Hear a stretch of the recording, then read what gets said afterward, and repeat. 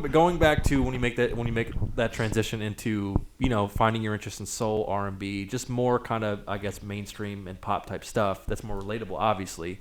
You're a young guy, and it seems like your influences and your style, it's from a couple generations before. Like, were you finding yourself like, man, I like the current guys, or was it like the more kind of old school foundation guys that sort of caught your ear?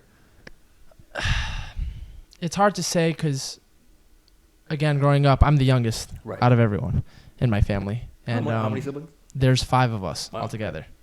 Yes, sir.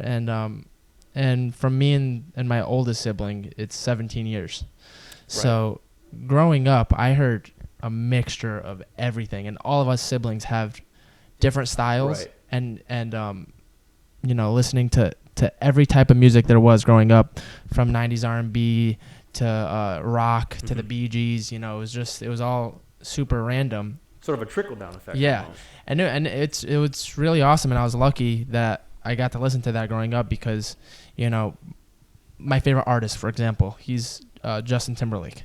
Yeah, man. Nothing wrong with that. Yeah, he's Tennessee's finest. Yep, everything I feel like he does,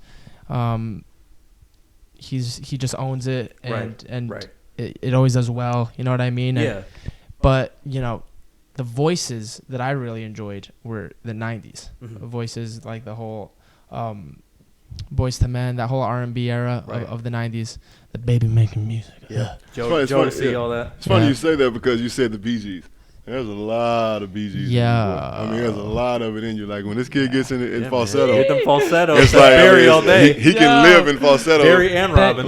So it's just crazy to me that he said the Bee Gees. I just cut my hair because I looked exactly like Barry. Yeah. Yeah, it was like the whole. Dude, bring it back. Oh, man. That's all day with this kid. Yeah. But yeah, I just like to incorporate it all. With what's current now. Right, yeah. It's always never going to be just the one artist. But I'm glad you brought up Justin Timberlake because I think something that you probably admire about his career is like, obviously he came up in a certain way where it's like you go through the boy band system and that sort of puts you in a certain place. Disney to boy band, and then that's sort of a foundation. But, ever since he went solo, he's always progressed as an artist, and he's always done. To me, it seems like he's always done what he wants to do. Yeah. Is that kind of like been like a thread for you? He is not afraid to take it where he wants to take it. And what I see happening with some of my friends who are artists, and they've had success, is they're playing the game of what's happening now. They follow the trends. They get sucked up into the mainstream. And which is if that's what you want to do, then do it. For me personally, whatever's trending, I go the other way. Right.